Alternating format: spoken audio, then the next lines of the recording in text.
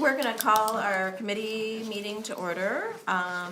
Tonight, we're having an ad hoc superintendent search committee meeting. As you guys know, if you've been to committee meetings, usually they're a little more casual.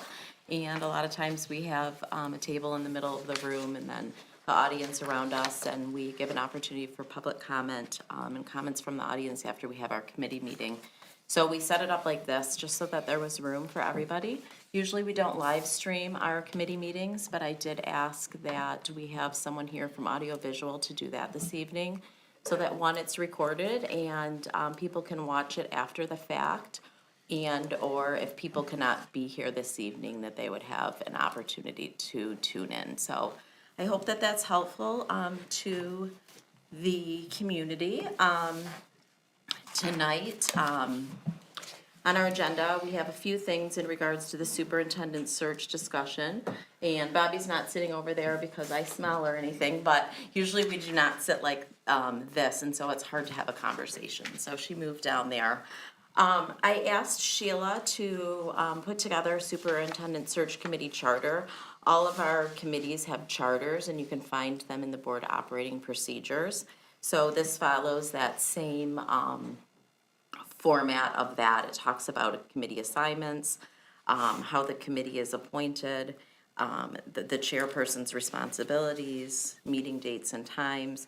With ad hoc committees are actually on an as-needed basis, and they begin, they go from January to December, so the president each year will determine if that ad hoc committee is needed for the year following. So obviously, when January began, we did not need a superintendent search committee, but we do now.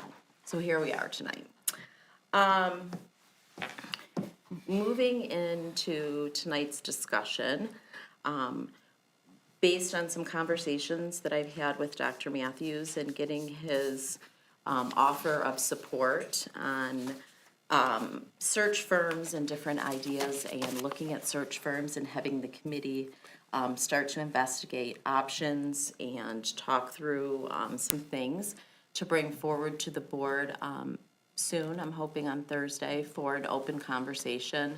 And so we asked John Silveri to come tonight to give a presentation to the board, and he's from Michigan Leadership Institute, and Dr. Matthews has worked with him before. We'll also talk through some other search firms and some reasoning why we did not bring them here this evening. Certainly, this committee can have conversation on where they would like to go from tonight, whether it be with John or whether it be with another search firm or whether we take a different avenue. So we're just going to start in that space and place. So, Okay. Welcome. Thank you. I appreciate it. So if it's okay, I'll give you just a brief introduction of myself. So I'm a longtime educator, former teacher, counselor, principal, central administrator. I did HR for a number of years for a school district, assistant superintendent. I was superintendent of the Marysville Public Schools in St. Clair County for several years, and then ended my that part of my career anyway as superintendent of the Waterford School District here in Oakland County. So I was a colleague of Steve's during that time. I retired in 2015, immediately went to work for Michigan Leadership Institute. So I've been doing this type of work for quite a long time now, and have done provided a variety of services to school districts, but more than anything, that is comprised of superintendent searches. So I have extensive experience in that realm, quite a bit in Oakland County as well. And to provide you with, in the black folder, some letters of recommendation from other boards in Oakland County. I have others as well, but I wanted to limit it to Oakland County. I thought you might be particularly interested in those.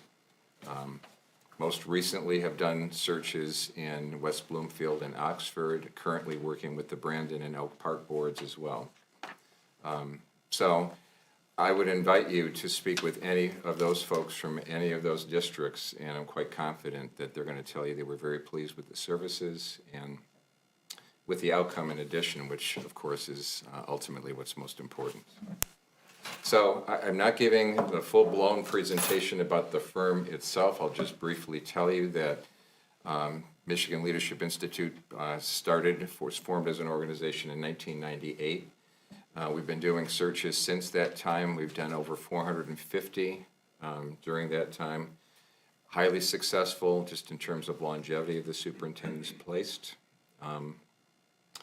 It's an organization that prides itself on developing leaders, placing leaders, and supporting leaders. So that is our business. It's about leadership. And so we're particularly in tune, I think, with the needs of districts, and we're all former superintendents, all of the consultants in the organization. It's a statewide approach that we take to searches as well. My specialty is Southeast Michigan. That's where I have extensive networking, and I have a lot of connections in the area.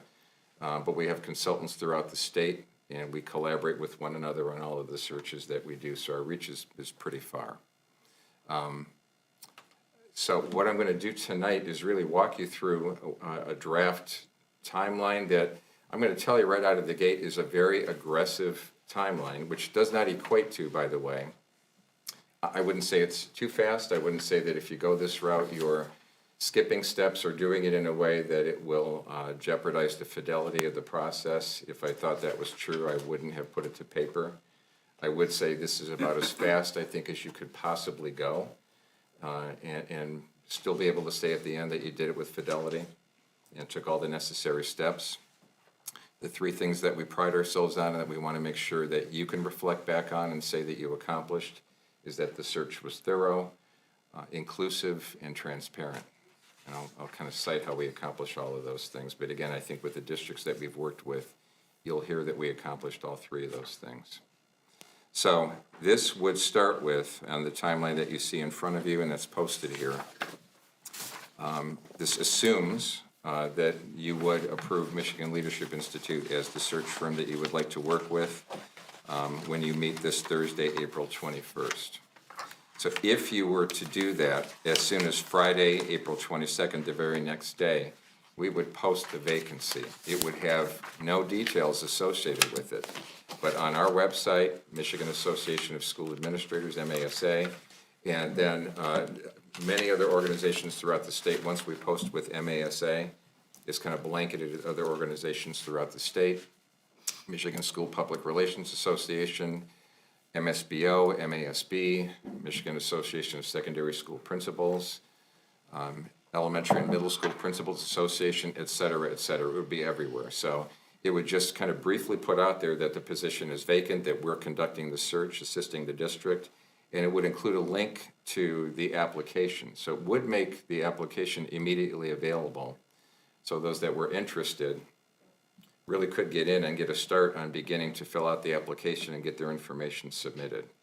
But what we'd want to do afterward then is get to work on creating that full position announcement that would include all of the details that prospective candidates really need to have in order to do two things: to know what they need to do to go ahead and apply, but maybe more importantly, to really understand what it's all about and to make the decision as to whether they feel this would be the right fit for them, and that this would be a place that where it would be a happy marriage, so to speak, between you and that person as your new superintendent.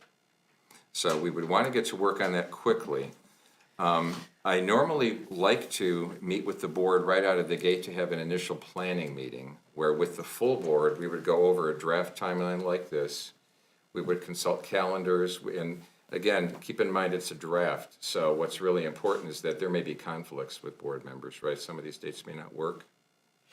For whatever reason, you just may have preferences in regard to some of this and may want to approach things a little bit differently, even though we come with a process that's been fully vetted and that we've applied, in so many times in so many districts. We do personalize this to make sure that we meet your needs. So this is very much subject to change and could well look significantly different by the time we sit and have further dialogue.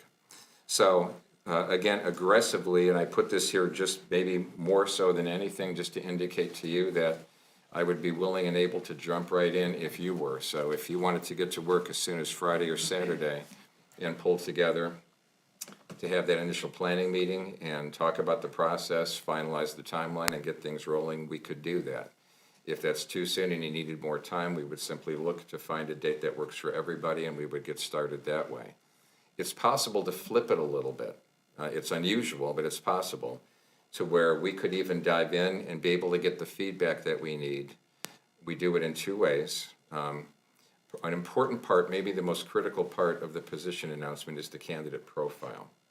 So it's a snapshot of what the ideal candidate for Novi schools would look like, right? So we put that together by asking the board for your feedback and asking your stakeholders for feedback too. And we typically do that in two ways. We do that through face-to-face meetings where we give people a chance to interact and be able to directly give their feedback.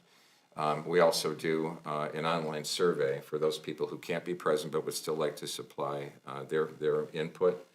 And then we collect all of that feedback, put it together, and we look for common threads. So there are typically 3 questions we ask, 2 in the face-to-face. We add, at the board's request, a 3rd in the online survey.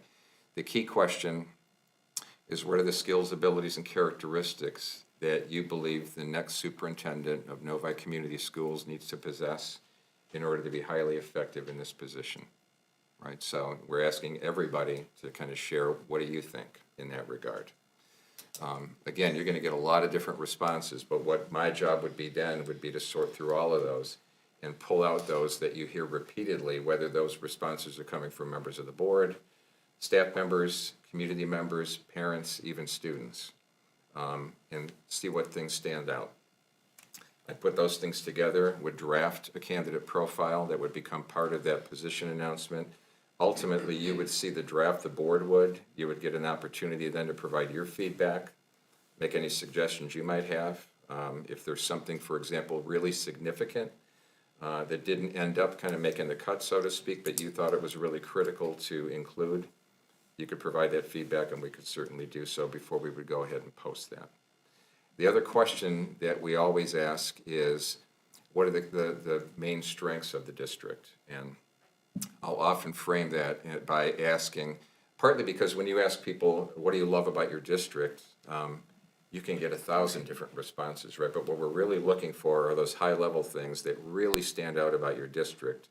So quite often we'll frame that and say, tell me the top 5 to 10 things about the school district that really make you proud, or that you're most proud of, that really stand out. We're looking for those kind of high-level things. That, more than anything, is really just for the position announcement. Part of what we're doing is trying to recruit high-quality candidates. So you're trying to entice people to apply, and that's part of how we do that.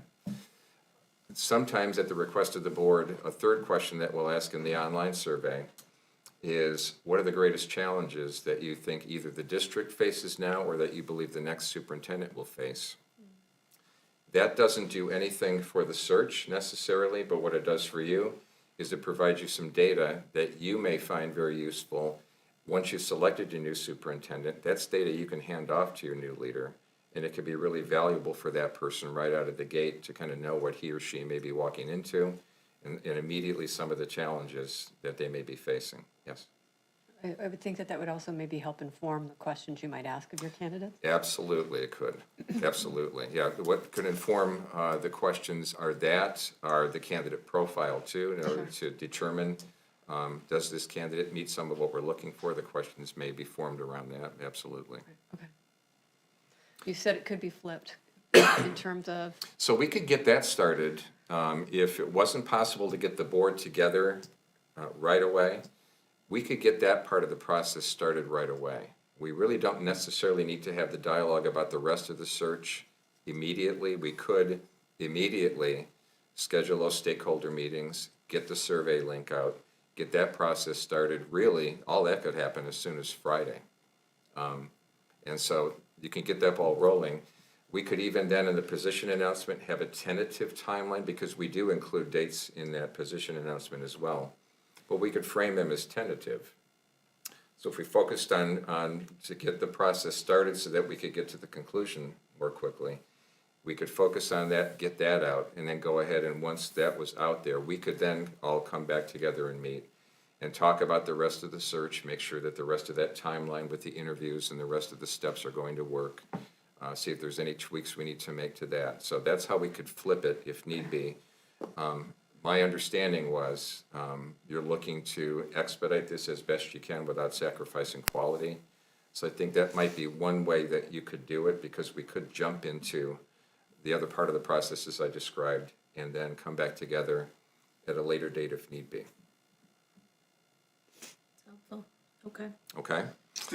Real quickly, you know, we're talking about the stakeholder groups and stuff like that. You do parent groups, you do staff groups, you do student groups?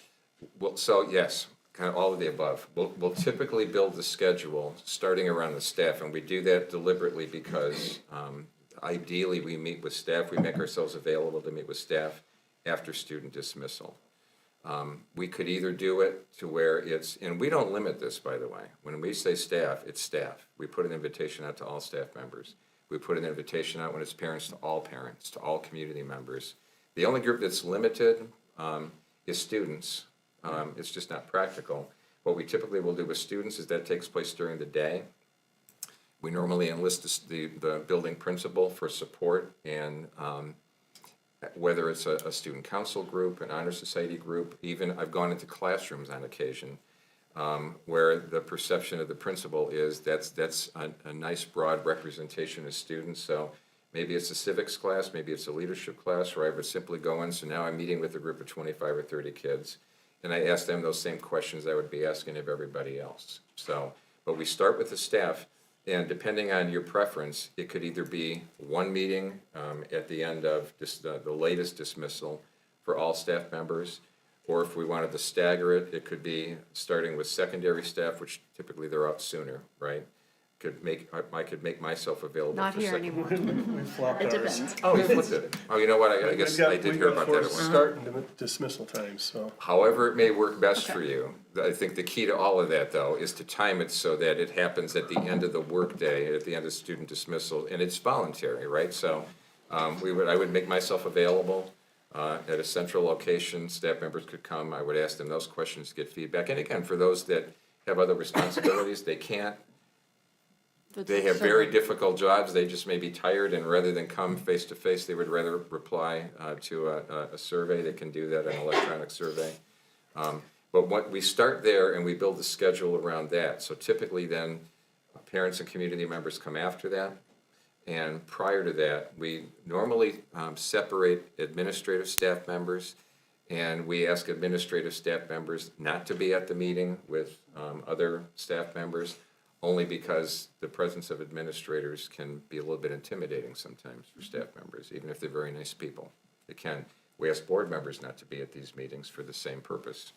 And then we'll build students into that too. So the groups that we virtually always include are students, staff members, and again, we may have more than one staff member meeting, just depending, administrators, and then parents and community members. It used to be that we would separate parents and community members.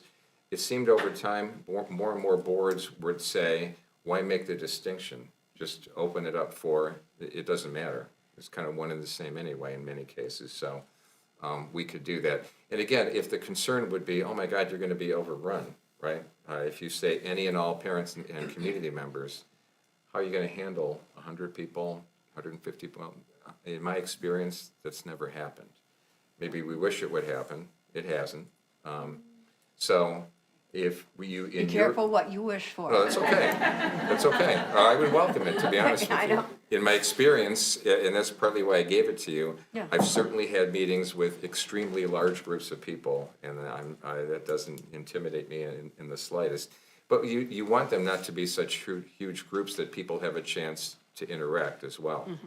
So if in your opinion, we needed to break that up in some way, of course, we could do that, which might necessitate too, that it has to take place over, this would presume in this timeline that it would all happen on a given day. And quite often I do that. I'll come into a district, start at some point during the school day, whenever it makes sense with students, and then just stay through the evening and meet with groups throughout the course of the day. If we needed to break it up enough and needed to stagger that, we could do that. This is where I depend on the board, because I don't know your community and your staff and others like you do. So I would need guidance from you as to what might work best.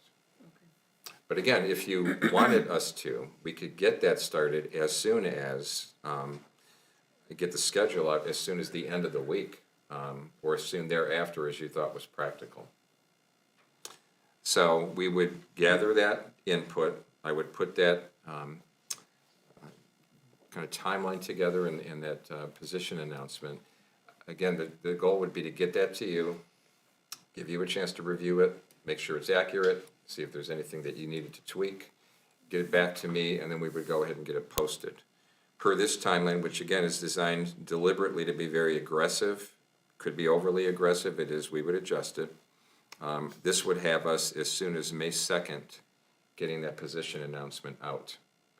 This then has a 4-week window within which people could submit applications. We normally go with 5. If I felt that 4 was going to be detrimental and that you would lose out on candidates, I would tell you that. One thing I will tell you right up front is I'd rather be honest with you. And if I disagree with you, if I think that you want to do something that might not be advisable, I will tell you that. So I would tell you if I thought 4 weeks was too fast. If you were to ask me if could we go shorter, could we go 3, I would say no. I don't think so. I think that's just a little bit too quick. Part of the reason I think we could do this is because, remember, this assumes that as soon as you approve us, we're going to go ahead and the link to the application and the announcement that the position's vacant and then we're doing the search is already out there. So that word will be out, and there will be people waiting for the details, but it'll give them a chance to begin to think about, is this a district that I may want to apply to? They could begin to do their own research on the district, which good candidates will do. And then when they see the position announcement with additional detail, they could make that decision as to whether or not they want to apply. You still have 4 weeks. So I do think that's enough time. Again, per this timeline, the applications would be due on Tuesday, May 31st. Normally, we have them due on a Friday or a Monday. This is a Tuesday because Monday, May 30th is Memorial Day. That's the only reason, okay? So I don't want to have them due on a holiday. We would then, shortly thereafter, and this, again, this is a little bit tight, but we can do it if, with the applications due that day, this would have us meeting, myself and the board, 2 days later, where I would be able to share applications with you, and you would make some decisions about who it is you'd like to interview. So the one time in this search, remember I talked about this being very transparent, the only time in the search you do anything out of the public eye is when I share applications with you. Candidates in the application form on the frontline system that we use, there's a box that they can check. They would like their application to be confidential or they would not. 99% of candidates check yes. And when they check yes, per the Open Meetings Act, you can meet in closed session to review confidential applications. So we do that. In closed session, though, you can't make any decisions. You cannot deliberate in any way, shape, or form. And I will tell you if you're violating that. I'm not shy about that. That's part of my job, is to keep you out of trouble. So I will do that, right? And you wouldn't do it deliberately, but people slip sometimes. It happens, right? So I'll just remind you, nope, we can't do that here. So what I would do is provide you a spreadsheet that would show you every single person that applied, even if there are people who are not necessarily qualified who applied, and that happens sometimes. I don't think it's my place to tell you don't worry about some of these applicants, they're just not qualified. I think you deserve to see anybody and everybody who applied. So you'll get a spreadsheet from me that will have every single applicant. It will show you their entire work history from their application. It'll show you all of the degrees that they hold. And I can't do formal reference checks yet, again, because they've requested confidentiality. But I do something as simple as internet checks. If there's something out there in the internet that's a little bit ugly, better that you know that up front, right? Because if I don't find it, these folks will find it. Others in your district will find it, right? So I try to find those for you first and put them on your radar. This is where our networking throughout the state, our professional connections really can make a big difference. There are ways that we can network and learn about candidates that we may not know in a way that we're not kind of giving away that they've applied here and violating their confidentiality, so we'll do that too. Chances are, just through our experiences, we're going to know some of these people already anyway, right? So, Yeah, do you go out and recruit people to apply also? yes. So I'm glad you asked the question. During that 4-week time period, even longer, that the application window will be open. It gets uncomfortably quiet for boards sometimes because you don't know anything, right? It's just silent for you. And I'm not telling you who's applied because, again, they have an expectation of confidentiality at that point, right? The first time you know who's applied is when I meet with you in closed session. But I'm checking it as they're coming in, and so I'm starting to check on these folks as the applications come in. Anybody who's a viable candidate at all, who I think you might have the slightest interest in interviewing, I'll have at least one conversation with too. I want to make sure if I may have questions about their applications or if I can anticipate questions you may have, I try to ask them those questions to be ready. But to your point, we don't just rest on putting posting out and hoping that people are interested and apply. So an important part of what we do is recruitment. And so we can be as aggressive with that as we need to be. I normally won't jump on that immediately. I normally will make sure the information's out and kind of watch what's coming in. I don't want to pester people who are going to naturally apply anyway. But absolutely, has never been a search where there hasn't been an element of recruitment. And to whatever extent is needed, in some cases, I'm much more aggressive with recruitment if I think it's really needed in order for you folks to have a strong candidate pool. That's what I've heard about you guys, so yes. Yeah, absolutely. One thing that helps us, but we're not limited to this, is we do annual superintendent preparation academies where we have, gosh, it could be anywhere from 30 to 40 people who are aspiring superintendents who take part in this. So we have connections with those folks and get to know them. And there's a pool of people who we get to know in ways that other organizations don't, that we can then reach out to at times like this too. But what it allows us to do, we don't favor people who were part of it, but it just puts them on our radar in a way where maybe they wouldn't be otherwise. And it also allows us to get to know them a little bit more too, to where, frankly, at times, for some of them, I would never recruit them for a position like this because I just know it would be ill-fitting. Their experience they don't have enough relevant experience, whatever the case may be. But there may be others who I think they not only may be interested, this could be a great fit for them, and so I would absolutely reach out.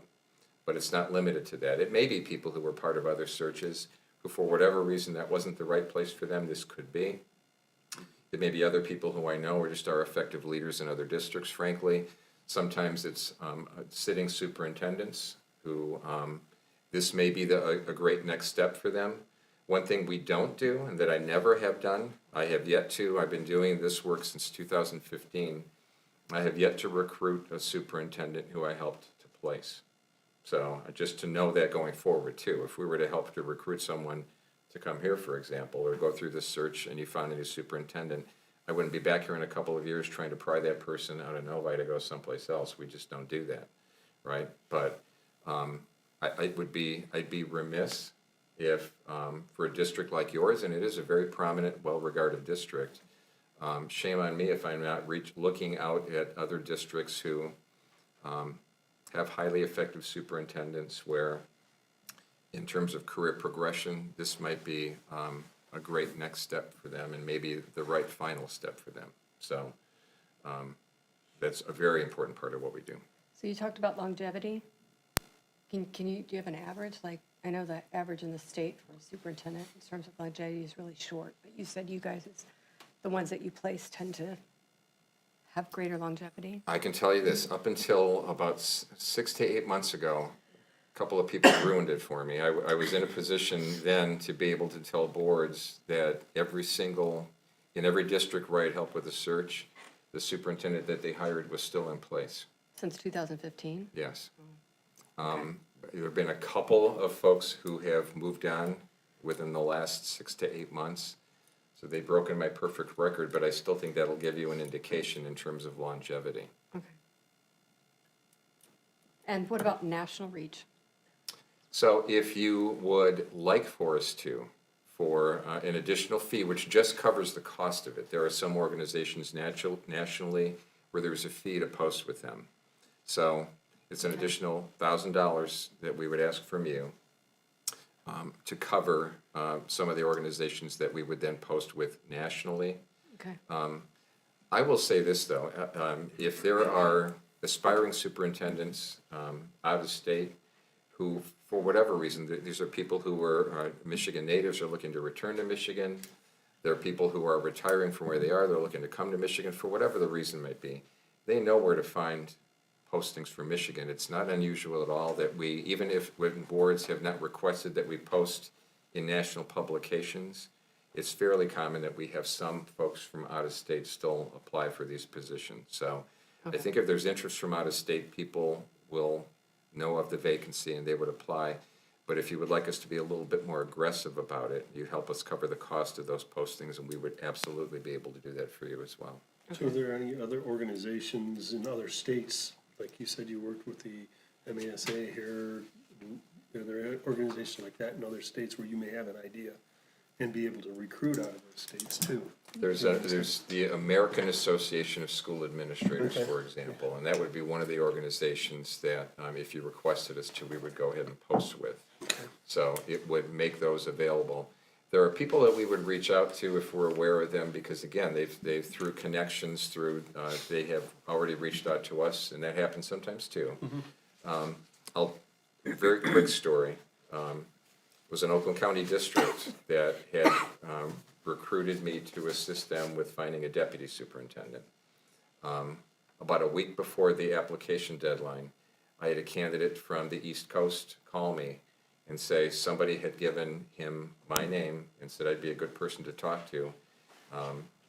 Due to his partner moving into the area, he was interested in relocating to Southeast Michigan.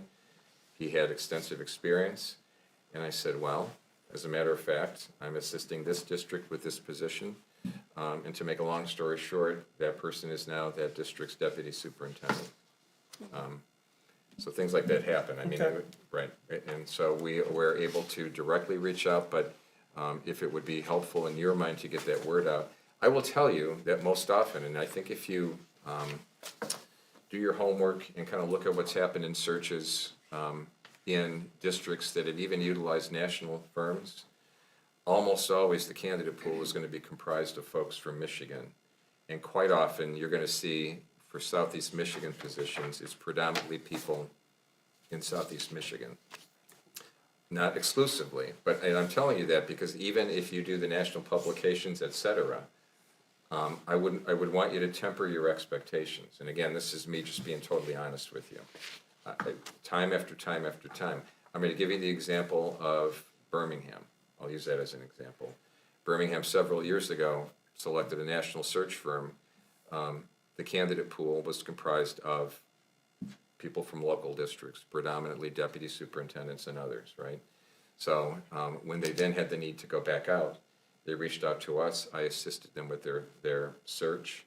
They had a very strong candidate pool, but again, most of those folks, not exclusively, but most of them were comprised of people from Michigan and predominantly from Southeast Michigan. I think you'll just find that that's likely what will happen for you.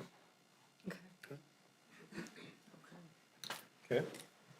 So let's go back. So Yep. we've got this Sorry. meeting. We're meeting in closed session. Again, you can't deliberate. I'm going to have letter designations for each of the candidates. And what I'll coach you to do in closed session is you can ask me any questions you might have for clarification about the application. So I'll run through the spreadsheet with you. And then I'll be quiet. I'll hang around ready to answer questions, but give you as much time as you need because you'll have the application materials there to go through, to look through. With the thought in mind, when you come out of closed session, you want to be prepared to express, each of you individually, here are the candidates I would be interested in interviewing, and you do it by letter designation. So you may say, I'm interested in interviewing candidates A, B, C, X, Y, and Z. Others may have others that they're interested in. I tally all of that, and then I basically read it back to you. 7 of you said you have interest in A. 6 of you said G. 5 of you said L, whatever the case might be. And what I advise boards do is wherever there's already consensus, clearly, because 4 or more of you have mentioned the same person, somebody can make a motion that includes those candidates. It could be seconded. In the discussion, if a board member wants to lobby a little bit to amend the motion to include a candidate that wasn't included in the original motion, all I ask you to be careful about is you have to be careful in what you say about the candidate. Not to to the- identify them. That's right. So you have to be a little bit vague and broad. Now, they're all gonna know if you say, I really think we should include letter E. They all know who that is, right? You'll have that in front of you. You have to be a little bit cryptic in your rationale as to why. But So ultimately. you couldn't say, because he's the superintendent of a very comparable district and the size is the same and blah, blah, blah. Right, or God forbid, you even name the district or right, or, Right. so, right, this person happens to be the deputy superintendent in named district, and oops, Oops. right. So once the motion passes, I typically volunteer to do it out loud for anybody who's present, or if it's being streamed. I'll read aloud then the names of the candidates and the positions that they currently hold. It's immediately public information. When I have the conversations with the candidates in advance, and quite often it's a couple of conversations, because as the meeting with you draws near, I'll reach out to these folks often and say, has anything changed? I want to make sure that if you select them to interview, that they intend to follow through. Right. All right, so I tell them exactly what to expect. I let them know if you're selected that evening. At the end of the evening, before I even leave the site, I'll call those candidates and let them know they've been selected, so their candidacy is no longer confidential, and I get them out of the interview schedule. So when I have that conversation prior to, I let them know that, and let them know if there's anybody who you need to tell in advance, because they may hear it that night, then you need to tell them, right? But just know that if you're selected, it's gonna become public immediately that night. You'll find out from me directly via phone that evening. If they don't hear from me that evening, and I let them know this too, I follow up and try to do so within 24 hours by either text or email, just to confirm what they should already know, because they didn't get the call, that the board has not selected them, but they still should hear something formal from me, so they will. So the people you've selected, the number, I don't give you a minimum or maximum. I think that's a little bit ludicrous to say it has to be a certain number. It depends on the quality of the field, frankly. Right. So I've, in my experience, the smallest number I've ever had a board select is 3. The largest is 7. I will tell you that almost always it's in the 4 to 6 range. Almost always, but I'm not telling you it has to be. That's just normally what it comes out to be. So you see in this schedule, normally when we schedule interviews, then for the following week after we have this meeting, we have first round interviews. To go back a little bit in preparation for that, in open session, after you've selected the people you want to interview, then we have a little bit more discussion about first round interviews. I'll have a bank of questions that you can choose from, and you'll be selecting questions that night too, that you want to include in first round interviews. They're numbered, so you can do that in public discussion without publicly reading the interview questions, so that the candidates may get wind of them. But we'll do that night too. So then we schedule 3 nights normally in advance for the first round interviews. That accommodates up to 6 candidates. Our interviews can be up to 90 minutes long. Ours, I believe, are longer than anybody else's. We don't do it to prove a point. We just think it's an opportunity for you to get to know these folks a little bit better, and to screen them to get down to those that you're really serious about. So they can be up to 90 minutes, and with 2 interviews of up to 90 minutes and a short break in between, you're over 3 hours already. If you try to tack one more on, I think it's just hard. It's hard for you to be as attentive as you need to be. So we recommend no more than 2 per night for that reason. So we schedule 3 in advance. If we need to modify that, if it ends up being 4 or less, we lop a night off. If you need to add a candidate, if you have 7, for example, and we only have 3 nights scheduled, we'll have to modify the schedule to accommodate it. But better that than to arbitrarily eliminate a candidate just because you want to match a number, right? So it's likely, though, that we can cover the first round interviews in 3 nights, couple per night. It's obviously going to be public. And again, we talked about being inclusive. The first way we did that was to get feedback from people to create their candidate profile in terms of what they're looking for in the superintendent.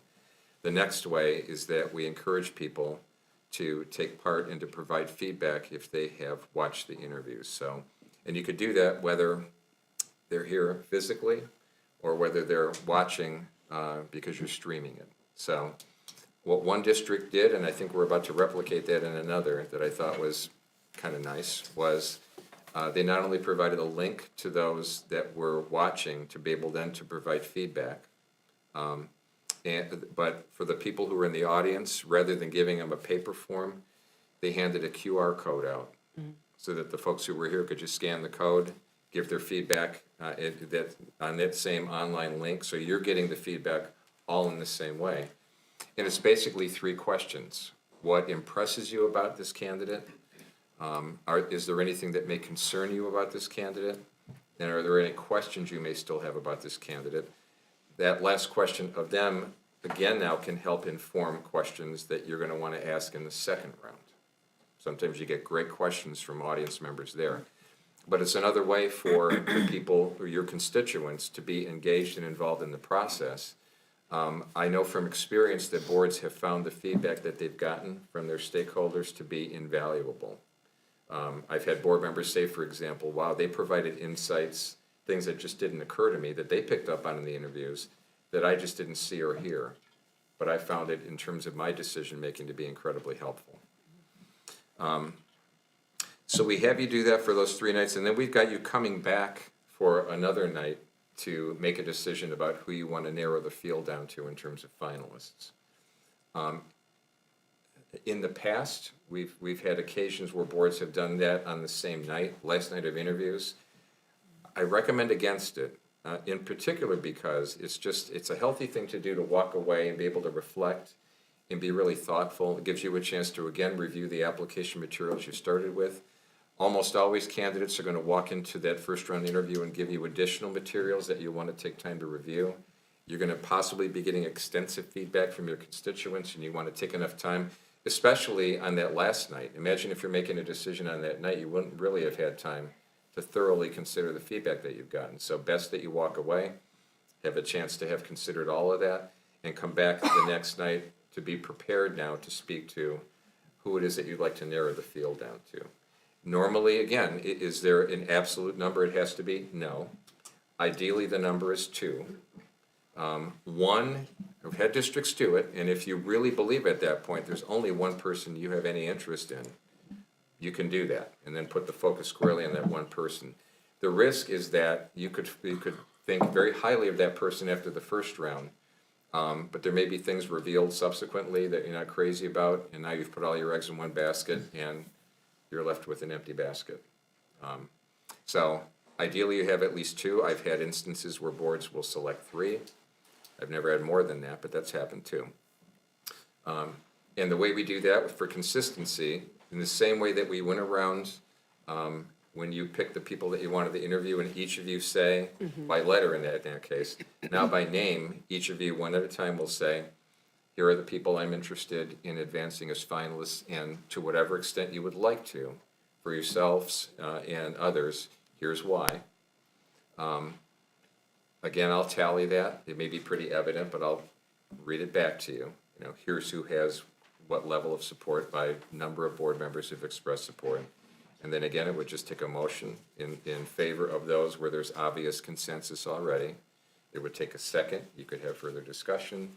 And ultimately, you vote on who it is you'd like to be the finalist in your process.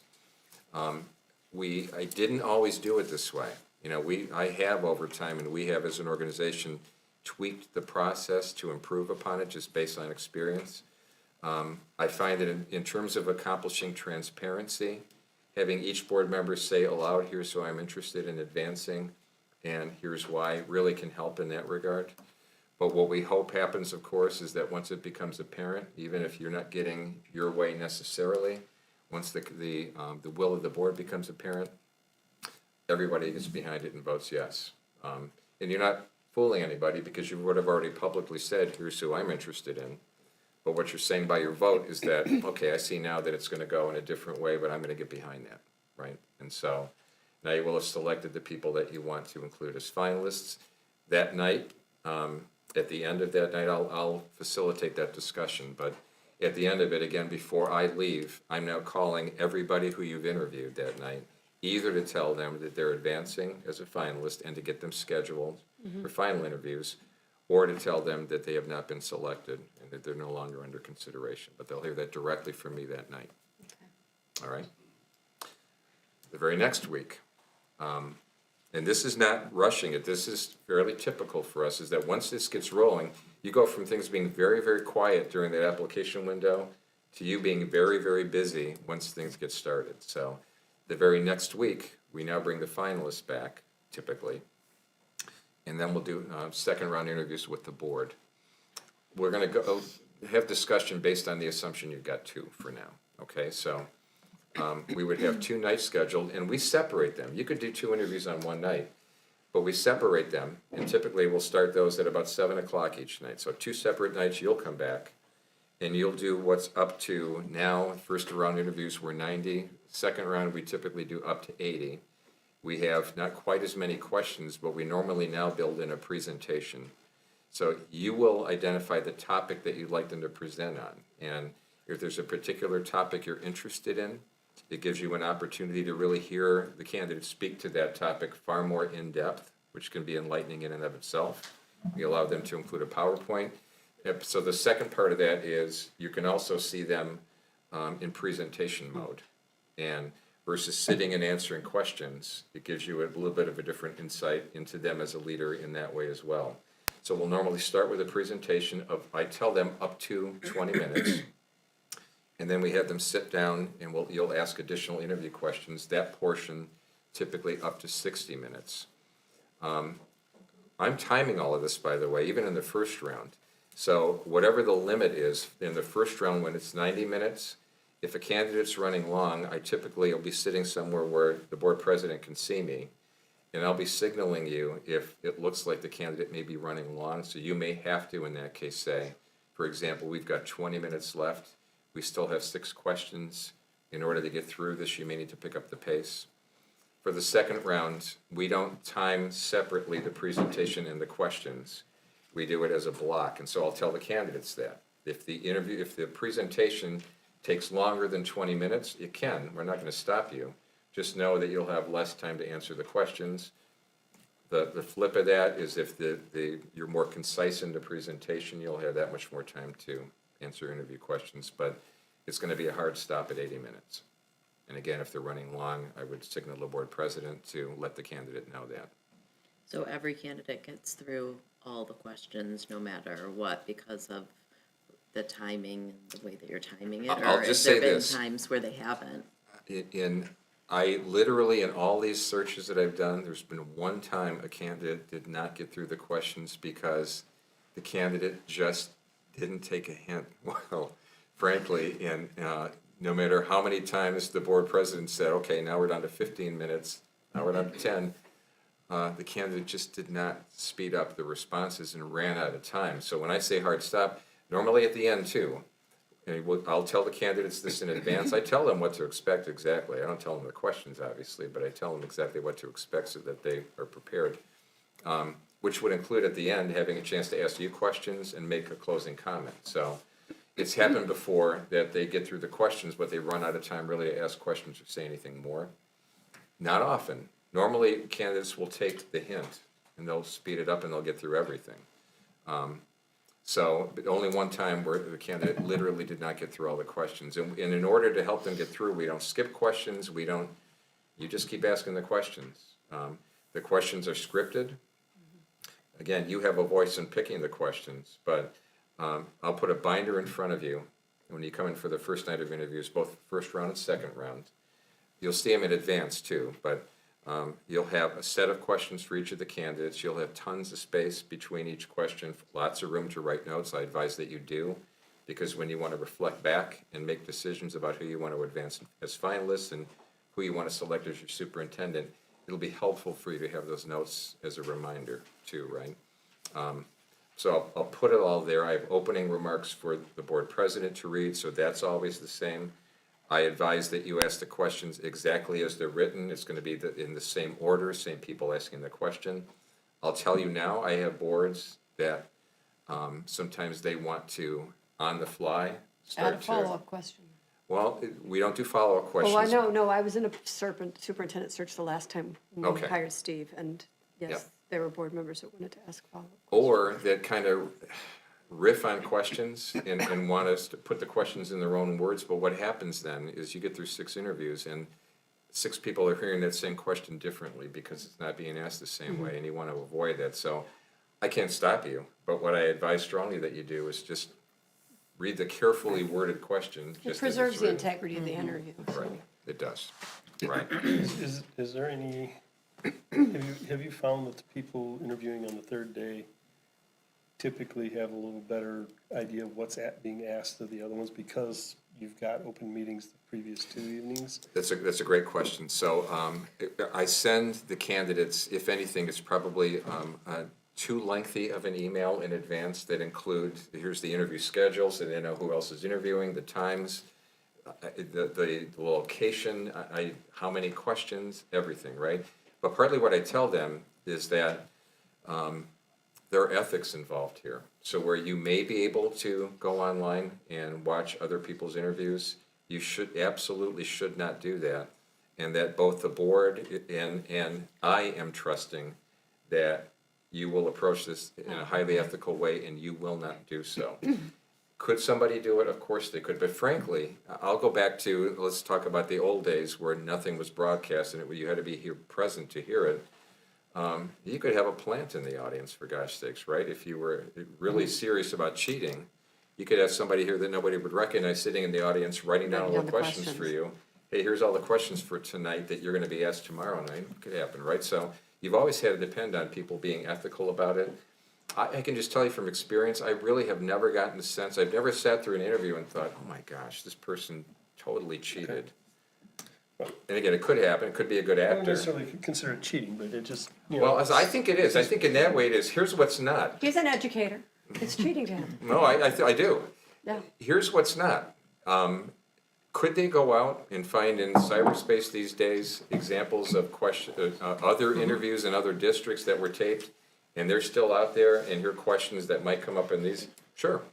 And frankly, that I think is smart. That's doing your homework and preparing. If you're gonna do that, that's okay. We're not trying to trip anybody up, remember. We're just trying to ask really good questions. We don't want to tell them the questions in advance. But if in that way, they're very well prepared for what they might hear, that's smart, that's good leadership, good for them. Okay. Now, what I didn't talk about, so your role in the second round is you're here on a couple of separate nights for up to 80 minutes, and that's it. You're not making any decisions that week. You're just taking more notes. Again, you're getting more feedback from anybody who's watching online or present, so even more now. But what's really important to know, the reason we separate them is the candidates are going to be spending the day in the district, which will start typically around noon, but it varies from district to district. And the candidates will be meeting with various stakeholder groups who will have an opportunity to directly ask them questions and then provide additional feedback to the board. Again, we ask board members not to be present. So I'm here for those too. So I'm doing a brief introduction. Here's what we're here for, here's how this works. I let the candidate do a very brief introduction, and then we turn it loose to the people who are there to ask questions of the candidates. I tell them though, board members aren't here, not because they're not interested, we ask them not to be, but because of that, this doesn't help them at all in their decision making unless you provide feedback from what you hear now. So the feedback that we get is typically great. People are eager to give their feedback. Again, we could do that the same way. We could provide a QR code, or we could do that because it's going to be face-to-face. There's not an opportunity for others to view. We could do that on paper. If it's paper, we simply make a copy for each of the 7 board members and put the copies in your hands. Or we could give those folks a QR code for that purpose too. Same basic types of responses. You know, given this experience now, what impresses you? Do you have any concerns? Are there still things you're wondering about? So we talked about being inclusive. It's, again, an opportunity. And again, we don't limit participants. We schedule it the same way so that the staff member meetings with the candidates come after hours. So if they're interested, they can be here. And the only group that's limited, again, is if we decide to include high school students. Otherwise, anybody who would like to take part in that is able to. So they can ask. The only questions they can't ask are illegal ones, which I tell them in advance. You can't ask about religion marital status, age, et cetera, right? You can't ask personal things otherwise. You can ask what you're curious about, and the candidate is, it's a little more casual than the board interviews, of course. A little more give and take, a little more conversational. Again, my experience is that boards say they get tremendous feedback that is very insightful from those sessions. And talking about wanting this process to be very inclusive, stakeholders in these districts, the feedback that boards have gotten is they have felt like it has been very inclusive and that they've had an opportunity to participate and to have a voice in the process. So you're the decision makers, and this is not it's not a democratic process. It's not a vote, right, of your constituents, but still you're going to get some feedback that you're going to find to be invaluable. Right, so long day for the candidates when they come back for the second round, relatively short evening for you. We're kind enough to build in a little bit of a break, right? So we start the second round interviews with you typically a little bit later. We'll wrap up the stakeholder meetings, give them enough time to get a bite, collect their thoughts, just kind of rest their voice a little bit before they then are back on with you folks. Okay? God bless you. Thank you. So, you've now gone through 2 rounds of interviews. The other thing that we advise that you do, you don't have to do this, but most boards have taken us up on it and have found it to be valuable, is to conduct site visits at the work sites of the final candidates. So, this would be a subcommittee of the board, up to 3, that would go to the work site of each of the final candidates. The candidates set up a schedule where they pick stakeholders for those 3 board members to talk to. And a common question of boards is that if the candidates are going to pick the people that we talk to, aren't they certainly going to pick people that are going to say nice things about them? Probably. I think they'd be half nuts not to, in a way, right? But here's the other feedback I get from boards who have done this. And I tell them this in advance.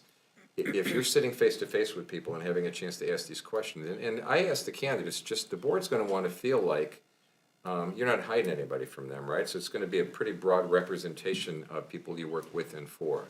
So if you're, let's say, an assistant superintendent, they're going to probably want to talk to your superintendent. They may want to talk to some board members. They're probably going to want to talk to some administrators. They'll want to talk to some staff members. They're going to want to talk to some parents and community members, et cetera, right? Within a limited time, do the best you can. But what board members pick up on is it's not even always about what people say, it's about how they say it. So I'll give you the specific feedback I got from a recent search. The distinction they said was in one site visit, we would ask a question and one person would give an answer and nobody else would say anything and they would kind of go on to the next question. And it just was kind of a very quiet, flat group. The other group they met with, they were tripping over themselves to jump in and say something new or add to what somebody else said, in favor of the candidate, enthusiastic, sometimes kind of heartfelt, emotional, tearful. You look at body language, facial expression, even right down to, one member of this, whatever group it might be, is saying something nice about the candidate, and you see others kind of nervously looking down, not wanting to make any eye contact with you. That may tell you something. If you again see others who are nodding affirmatively and smiling, and there are various ways you can tell by how people participate, how genuine it is what they're sharing with you. And for what it's worth, I like to ask boards because if I find that this is not helpful, I might shift and say maybe we need to look at doing an alternative. I can just tell you that the feedback I've gotten from boards, one of the more recent searches, I had 2 of the people who participated in the site visit, when I went back on the night they made their decision, who pulled me aside and said, that made all the difference in the world. We're so glad that we did that. It made all the difference. So we asked that the 3 board members, it's better if it's the same 3 to go to both site visits. We asked that those 3 board members then write a written summary of what they saw and heard to share with the other 4. Not a recommendation. Try to be as objective as you can. Simply, here's who we met with, here's what we heard, here's what we saw, so that the other 4 can benefit from this as well.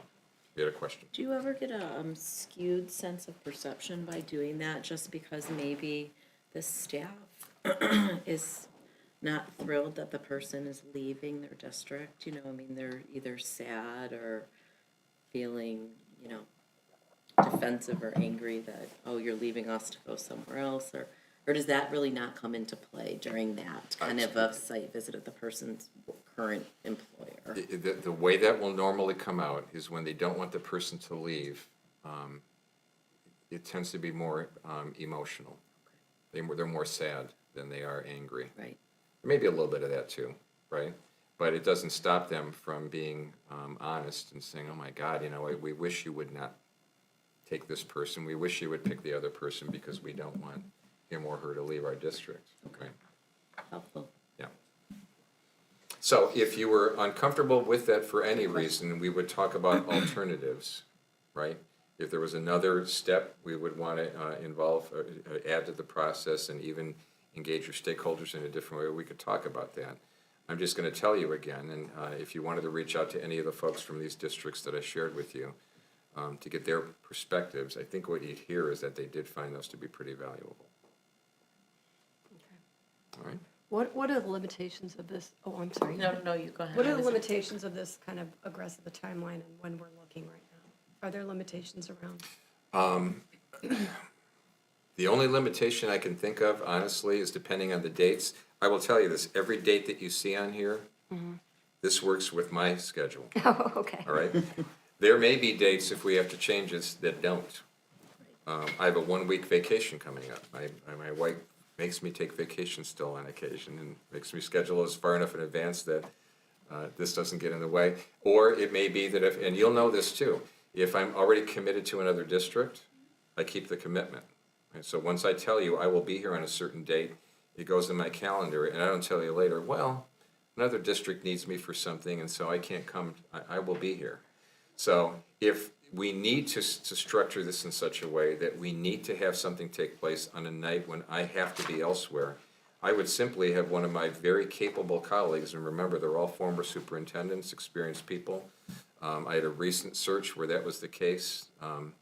Randy Lipa, who was the former superintendent of Livonia Schools, most recently superintendent of the Wayne Resa, who is now a consultant with their organization, stepped in for me, obviously very capable. There are others too, so just know that that's possible. I take great pride in what I do, though, so once I'm committed to you, I'm committed to you, and I'm readily available at any time. I'm present. The only part of this that I'm not present for, unless I have a conflict and have a colleague help, is the site visits. We're not present with you at the site visits. Otherwise, I'm here for everything. So that would be the only thing. If in an effort to do it in a compacted time frame, it meant that I wasn't available for part of it, you wouldn't suffer for that because I would have somebody else here in my place. But I would try to minimize that as much as I could because I just feel like if you're doing this, you're committing to MLI in part because you have a comfort level with me, then I want to be here for as much of this for you as I can. Okay. I'm sorry, that really wasn't my question. I think you were getting more towards kind of market timing as far as we're kind of Yes, thank coming you. into this late in the school year. You are, and you've had other searches already, kind of obviously be conducted and have been finalized, and people who might have been kind of out there in the, in the market, so to speak, have committed elsewhere. I can just tell you that the two most robust searches that I've done, two robust candidate fields, have been the two most recent ones that I've done, where you might think they came after several others, and maybe that wouldn't be the case. I think overall, I would tell you this, and again, I'm telling you this in all honesty, within the last year, I think the size of the candidate pools haven't been quite as large as what we've been seeing previously. And even in terms of the quality, they haven't been poor quality, but there haven't been quite as many of those really top-tier candidates within. But they've been healthy enough that boards have had great candidates to choose from and been very happy with the ones that they ended up with. I don't have any reason to expect this would be any different, frankly. And again, this is where recruitment comes in. As the clock is ticking and that application is, the deadline is approaching, if I'm not satisfied with the way that candidate pool is shaping up, then I get far more aggressive and I enlist my colleagues throughout the state and we do what we have to do to make sure I don't want to be embarrassed when it comes to that closed session and share what I would consider to be a subpar candidate pool with you. I have yet to be in that position. So you haven't run across that, or if you've run it, or if you potentially run across that, would you recommend that we do an interim for a while and start the search again at a more timely? Here's what I would do. Even if I thought it was not what I would hope it would be, I would still want to have that meeting with you and share it with you, because that has to be your decision. If you ask me my honest opinion, I'll tell you, right? So if I don't believe it's what you need it to be yet, and that maybe you're better off going an interim route and kind of taking a step back. And, you know, I never want to, at that point, by the way, if you were to agree and say, we don't think we have the right candidates to go forward with right now, we would talk about options and I would help you with that. I never want to come back to you at that point and say, here's what you need to do, as if I know everything, because I don't. Part of my job is to help you think about options, right? But we would talk about what options you had, and then collectively, you folks would decide on what you felt your best option was going forward. I do not expect it's going to happen, and it has yet to happen. The most important thing to remember in all of these searches is you have to find, really, the one right person has to be in the mix. The one person who can come to your district and do a fabulous job as your next superintendent has to be one of the applicants. Even if it's not as deep, maybe, as we would hope the pool would be, et cetera. Ultimately, it has to have at least that red one, Not right? hiring a team, or hiring one person out of it. So, okay. Ultimately, but what minimally I look for, and to make my own decision about, am I comfortable bringing this to the board, is there at least a handful of people who I think are really strong candidates that the board is going to be able to really seriously consider and choose from. So it could be, I hate to even put a number to it, I'll just throw a number. It could be 20 people, and even if you wanted to say there's only 4 of them that to me really stand out, you may not need any more than that. Because again, if you start with 4 and you only need one of those 4 to be the right person, that may well be enough. I'll jump ahead a little bit and tell you that when you get to the end, so you will have done all of this, and let me just, you'd come back together to make a final decision, a selection, right? In this tentative timeline, which again may prove to be a little bit overly aggressive, that would happen the week of June 20th. We'd follow the same process again. Each of the 7 of you would transparently say, here's who I would like to select as our next superintendent, and here's why. Consensus would become very apparent. Wherever consensus was, somebody would make a motion, seconded. What I advise boards to do, but I of course can't dictate this, is because you would have already been very transparent and indicated, here's who I would support. Even if that's not who ultimately the board is selecting, I think the right thing to do is that you vote yes on the motion. It's really important to show unity as a board and to show support for the person who's about to be your next superintendent, that all 7 board members at that point vote yes. All right, so again, you don't have to, but you also don't have to feel like I have to vote no to demonstrate that that really wasn't my candidate. People will know that already because you already would have said that, right? So you're not being disingenuous. It's the right That's thing an to do. interesting way to do that. Yeah. Yeah. Now, on the other hand, what I do tell boards is you cannot settle. You can't, right? No. It's too important. So, in the unlikely event, I think, to my knowledge, as best we can tell, in all of these years that MLI's been doing this, over 450 searches, I think this has only happened 2-3 times that a board has said, we haven't found the right person yet, and now what do we do? All right? So, but that's the conversation we would have. So, again, each person is expressing a preference, and technically, if you have 2 finalists, you have 3 choices. I'm going to pick this candidate, that candidate, or I'm going to say, I don't think we found the right person yet. So if there's no quorum, if there's no consensus on any one of those 2 finalists, you would have failed to select a new superintendent. And again, now we talk about what are the options available to us, where do we go from here? We'd have that conversation, and we would decide, but better to have that conversation than you feel like, well, we've got 2 people, we have to pick one of these. But you don't have to pick one of these, right? Again, highly unlikely that you're going to feel that way. But you need to know in advance that if you were there that would be the right thing to do.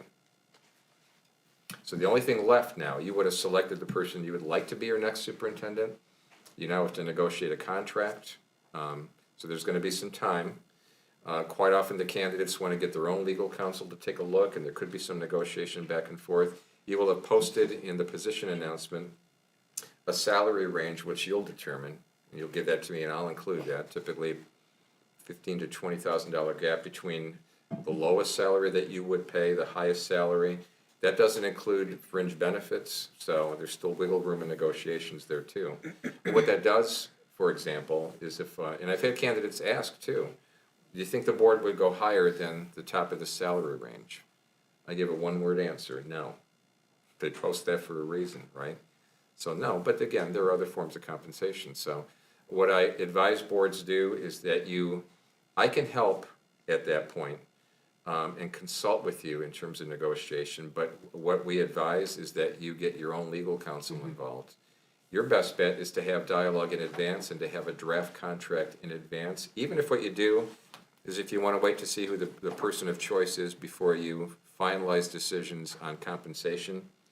Even if you left placeholders there, but you got all the language ironed out and you had a draft ready, if you do that in advance, you're going to be that much more ready to quickly afterward finalize that draft, get it in the hands of the candidate for him or her to consider, and it just expedites the process to where as soon as you have agreement on that contract, even if you call a special meeting for the purpose of now formalizing it, that allows the candidate to serve notice in his or her district, and it's that much sooner that you're going to have the candidate in place. So even in this aggressive timeline, you're not going to hit July 1st. That's unrealistic.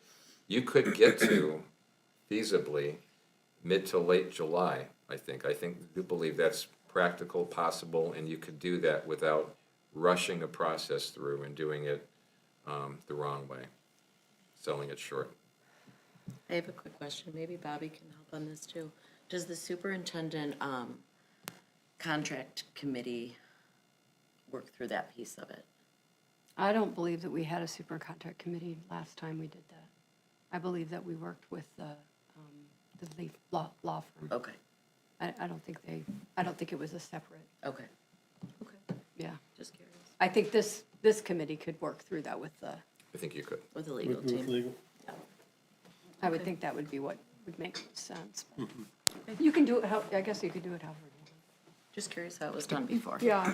I will just tell you this, and I just think, it just goes back to your earlier question about the quality, the potential quality of the candidate pool. Some things you can't make up. So I was driving here for this meeting tonight, and I had a call from somebody who would be a very viable candidate for this position, who said, what do you know about Novi? Have you heard what they're doing for a search? I would be very interested, and I said, well, I happen to be driving there now to have a conversation. I don't know where it's going to go, right? The board hasn't made a decision, but there are people out there. This is a very attractive opening. There are people out there, very highly qualified candidates who I'm quite certain will be interested. I had a quick question, it's probably not. The site visit and going to the work sites, is there an opportunity, probably when this presentation is provided to the whole board and we put that motion before the board, to talk about what the other option is, if there was a district who did something else instead of, Yes. just so that the board could have. I'll give you a quick example now. For example, Okay. I know what some of my colleagues have done is have a bit of almost like a meet and greet, where it'll be a kind of an open forum Here within our own district? here. Okay, And they'll do it in a large enough space that they can literally, they bring both of the candidates into that same space, opposite ends of the space, but give anybody who's present the opportunity to interact. And board members can be present. You have to, the advice to board members is stay away from each other. You don't want to have any hint of violating the Open Meetings Act, right, by consulting with one another that night. But if you just want to see how those candidates are interacting with your constituents, and then again, give those folks an opportunity to provide some feedback to you as an example. I know that's something I have not done that in one of my searches because boards haven't expressed interest, but I have colleagues in other parts of the state who told me that they have done that with some success. But we could talk further about that with the whole board, too. Okay, thank you. Sure. Do you have any questions? Not really. I think the last time we went through a search, some of the differences that I see is that, we contacted board members and different people in the district and had conversations about, their experience. So I'll say this, we advise that you leave it to us to do the reference checks. That site visit gives you that opportunity to have direct interaction. But I will say this, so where I had said before, we don't do formal reference checks prior to bringing the applications to you. Once you select those you want to interview, the first round interviews come quickly. What I try to make a point to do, I shouldn't say try, I do this, I reach out and I try to get at least one, if not a couple, of references. Key people too, especially, and again, I'll tell you that if it's a deputy superintendent, the one person I most want to speak to then is the superintendent in that district. Quite often I know these folks anyway, and I'll reach out, and I always start with, I want to have a confidential conversation with you about this candidate so that they can speak freely. To get at least something, and I will tell you this, so if I hear anything about a candidate that should give you pause, I would tell you that before you make another decision, right? So even if you got these people scheduled for first round interviews, and now I hear something that needs to be on your radar before you decide on finalists, I'll tell you. Once you select finalists, I dig much deeper on reference checks. I don't just call, they'll give references, but I go beyond that. Again, all I'm really looking for is are there skeletons in the closet? Is there cause for concern? Is there anything that should be concerning to you? Most often there's not, frankly, and so what you hear from me is, okay, they're done, and nope, it all seems fine. But if there is anything at all that should be of concern to you, I will tell you. You'll hear it from me. That same thing holds true, by the way, in that initial closed session, when I told you I do some informal, background checks, et cetera.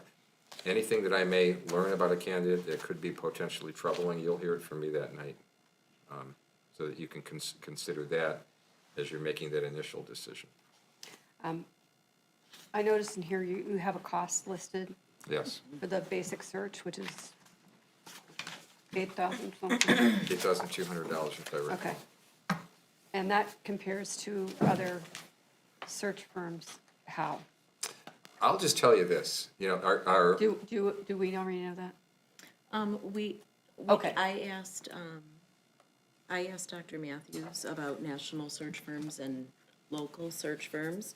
And so John can speak to that as the expert, but I do think that there's a differentiation in cost in that regard, Okay. correct? I'll be totally honest with you. Other more, state-based search firms, like MASB, for example, you'll find that we're going to be relatively close, right? There may be some differences.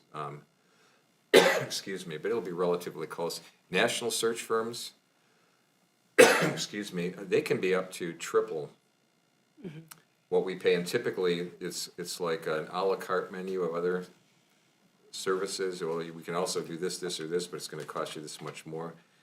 We're pretty basic, and we do this in part because we're not looking to get rich off of this. We recognize school districts are not wealthy. We've been in the position of being superintendents and having to establish budgets and having to pinch pennies, and it's tough, right? So, excuse me, so we're pretty lean about that. We deliberately try to be very reasonable. And frankly, again, with those national firms that you see, you're paying quite a bit more than we're charging.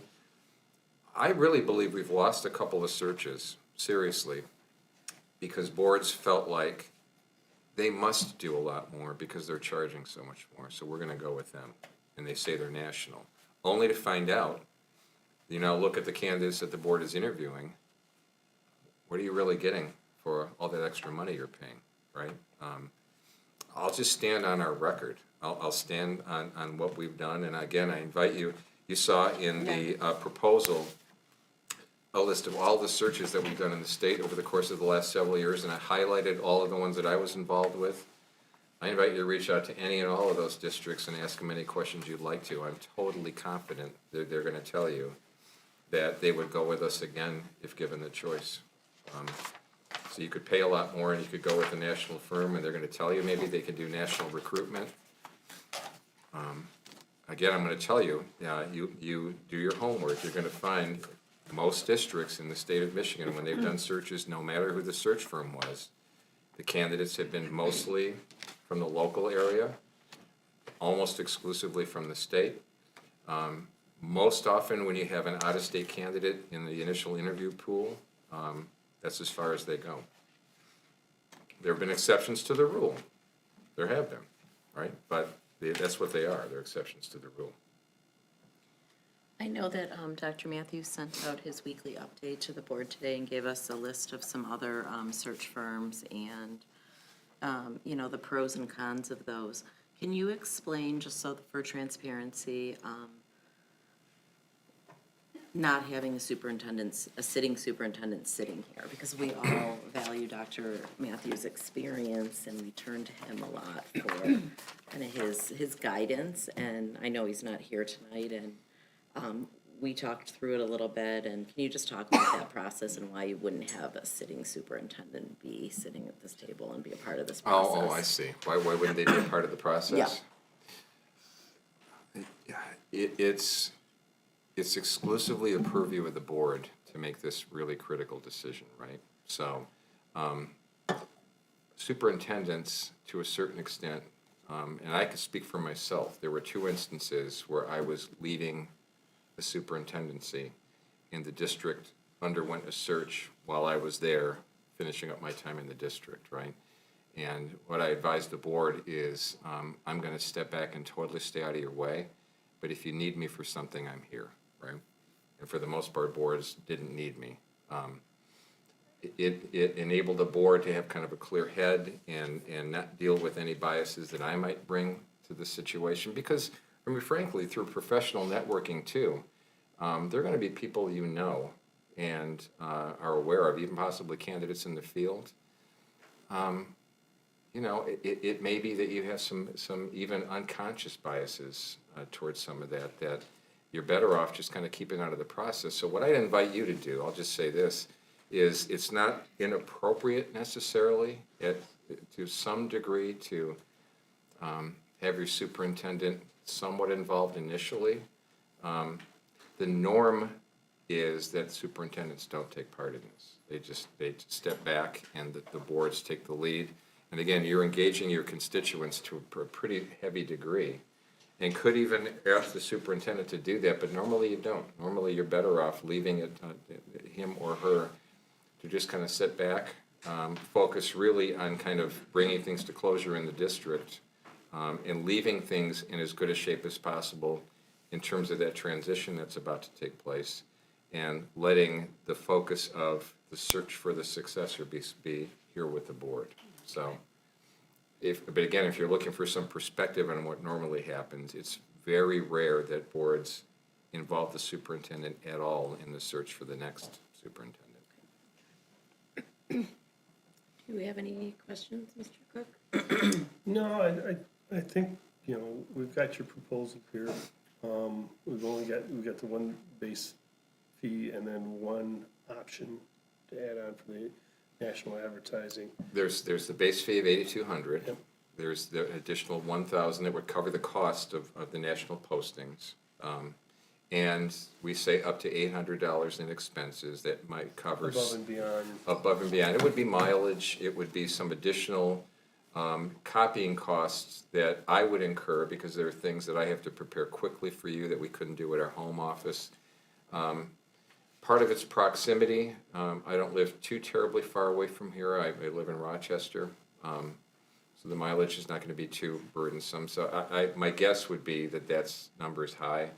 Most often it doesn't hit that, but it wouldn't exceed that. Even if for whatever reason the costs were beyond that, that's what it's capped at. So the most this could possibly cost you, even if you opted for the national postings as well, would be $10,000 when you add it all together. And we've heard from others and kind of have an idea what their fees are. Right, national firms, Yep. Ray and Associates, and I think an Exact Connect. School Exec School Connect. Exec Connect. That's who we used the last time. And they are definitely double or triple the cost. Yep. I do notice, not that we need to be talking about the time frame. Isn't Thursday, June 2nd, our It graduation? is, yeah. So that is one date that wouldn't Yeah. necessarily We would need be- to work with Sheila kind of on Yeah, this. this was just a timeline. first stab. Yeah, at no, it. First stab, I can this- appreciate that. That just stood out to me as like, An important date. it's an important date for us to be at, so. I'd be pretty shocked. I'm not sure it's ever happened, maybe it has, but where I provide you with this kind of a draft and the board says, yep, perfect, works for us, and off we go. I'd be very lucky if that happened, I suppose, but yeah. it typically doesn't. So this is Okay. more to give you an idea. Yeah, Obviously, if we have to slow down the start, it'll push the end of this farther back. But I will say, the most important thing is that you go about this in the right way. And if in order to do that, for any reason, we had to slow this down, better that you slow it down and do it the right way than that you try to hit some arbitrary date. Even if it got you a little bit past July and into August, it's too important, right. right? So. Kind of wondering if the April 26th to meet with the stakeholder groups and that one day and then having the draft, coming out 2 days later. Very tight. Doable, it really is. That really kind of puts a burden on me because I will have collected a lot of data Yeah. and have to turn around and get that back to you pretty quickly. Well, and I guess, I'll say in my opinion, I like the idea of flipping it, partly selfishly. Putting this, Putting the Oh. stakeholders, in the getting, beginning. getting the input sooner, and then gathering it from the board and establishing parameters and agreeing upon the completed timeline. I'm going to be gone those days. Right. But you said that is that's an easy thing to kind of, It is. to adjust.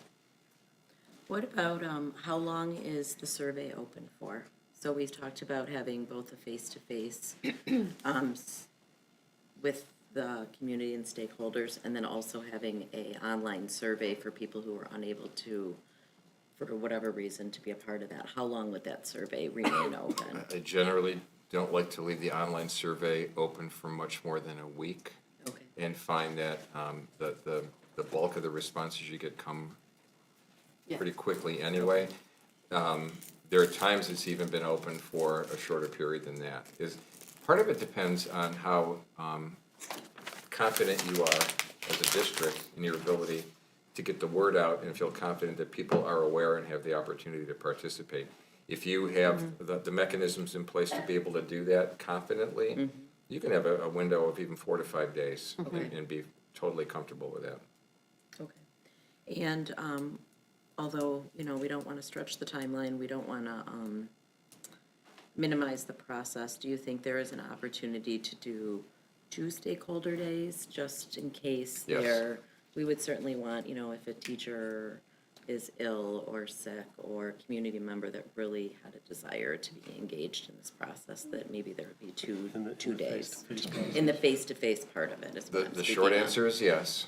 I will tell you, though, I'll just let you know, especially given that you're going to have an online option too, Okay, the odds that you would have, if the thought was that you're going to have 2 days to kind of replicate, to give people a second shot at coming to a stakeholder meeting face-to-face, the odds of you getting much more participation than you would get on one day is pretty slim. okay. More likely, if somebody is not coming to that first face-to-face, it's because they're opting to go online. And, again, I hope you would be the exception to this, but typically, where you would hope you would get lots of people coming to those face-to-face meetings, generally speaking, it's not a huge number of people who choose to, given that they have another choice. It just isn't. So, but again, this is where I default to you, because you know your people and your community better than I do. And if in your estimation that would be advantageous, I'd be happy to accommodate that. I can see that being advantageous in our district. I mean, especially too for staff that may, if there were 2 options. Whether that's elementary or, because this time of year, quite honestly, it's pretty busy with a lot of Yes, it is. additional senior honors night and the breakfast and, all these other things that are going on that, I do have one other question. Sure. Obviously, we have more than one position open here in the district. How does that play into searching for a superintendent, or doesn't? Is that looked upon differently by, I don't know, just throwing it out there. I would think, I'm going to generalize and just know that that's what it is. You can't speak for everybody's perspective. I think in most cases, an incoming superintendent would see that as being potentially advantageous only in the sense that they would now, and I would assume you'd want to approach it this way, to kind of stagger that, to get your superintendent on board and immediately have your superintendent be part of selecting the second in command in the district. That could be seen as a real nice opportunity for a new superintendent who may know of people that they already know and trust, and could potentially lure, here to be supportive to them as their number two. But there could be those who would say, here's the negative, is that you lose some institutional knowledge. So again, I'm not going to sugarcoat it, right? That part of it is definitely a negative. That's not a good thing. But I do think you would hope that the person you hire is going to tend to be more of an optimist anyway. I would think that's the type of person you do want to hire, and I think their default would be to say, well, it may not be ideal. I'm not thrilled about losing the institutional knowledge, but hey, I get to have a voice in picking the person who I may be working most closely with and most depending on. That could be a positive thing. Okay. Any other questions for John? I think I'm good for now. We have your contact information here, in here, correct? It's in the proposal. Yep. I'll slide a business card over you just to make sure, make it easy, but, and I would Just in invite case you, something comes up that if you have any follow-up questions, please, thank you. feel free. Yeah, follow up. Okay, I do appreciate, I will tell you this, and not just on my behalf, but on Michigan Leadership Institute, appreciate the opportunity to, thanks for reaching out to us and Thank you. giving us the You opportunity. guys used to do MASB classes down at University of Dearborn, U of M Dearborn. Well, we don't do MASB is. No, you used to do classes through the Michigan Leadership Institute. Mary, Oh, yeah, you did classes. Yes. Because that's where I took some of mine. yep. I still have a folder that says Michigan Leadership Institute. I was very disappointed when you stopped doing that. It was close, they were good classes. We're under relatively new leadership. We were a for-profit organization, and that changed about 3 years ago now, when we're now under the auspices of the Genesee Intermediate School District, which I see as being highly advantageous because we also have the resources of the Intermediate School District at our disposal too. But so we've shifted from, we're that much more of a service organization now because it's really not Not a for-profit. right. Okay. Thank you. You're Thanks for welcome. being here Yes, thank you. tonight. My pleasure. Can I ask that we take a break? You want a break? I need, yes. Oh, okay. Bobby needs a bathroom break. So we'll take a 5-minute break. It is 8 minutes, 7 minutes after 9. We'll come back in 5 minutes, and then we'll have an opportunity for comments from the audience.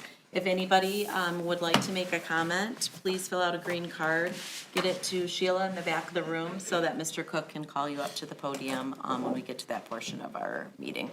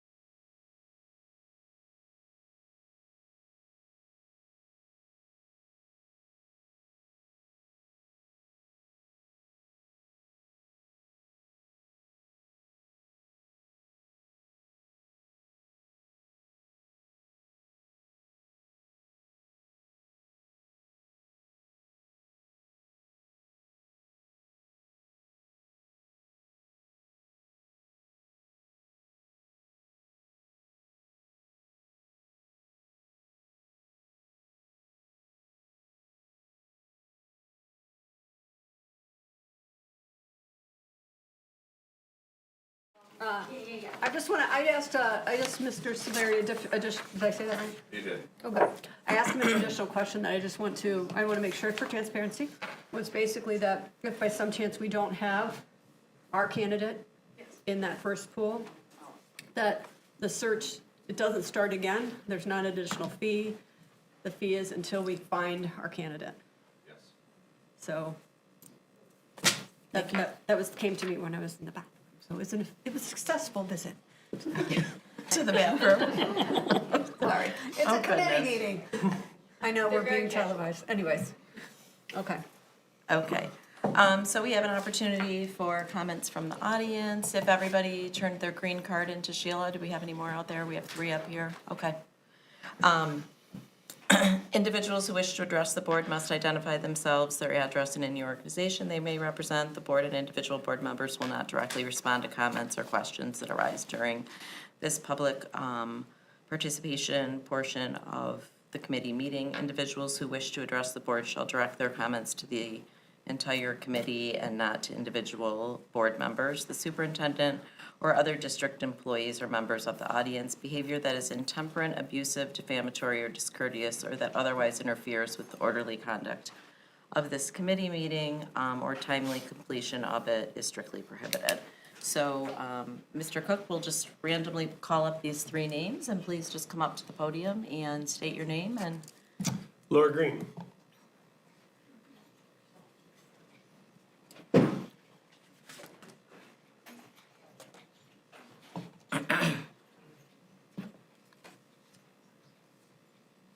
Laura, before you start, I don't want to interrupt you when you start, so that's why. We do have a Yep. timer up here, I didn't mention that. No, that's fine. Someone else usually does this, I don't really know what I'm doing. So it's 3 minutes, and it will just beep so That's that we don't perfect. interrupt you at the end, okay? No, great, thank you. Okay.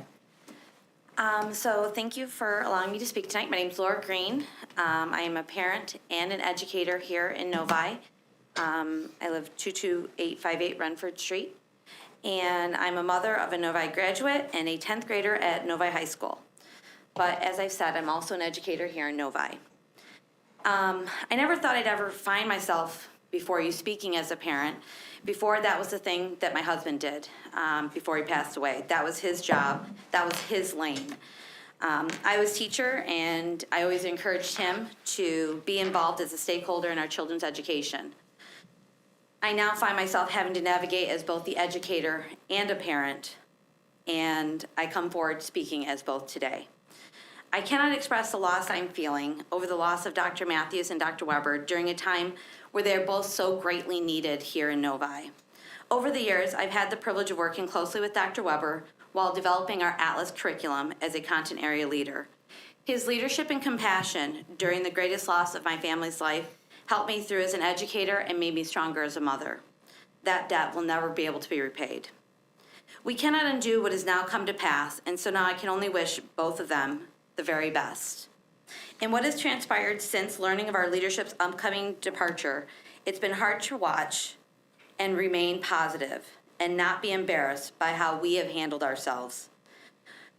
When I'm navigating a new class, a new group of students, I can't do it without talking to previous teachers and building a foundation and a relationship with the parents of the students who I'm now going to take on.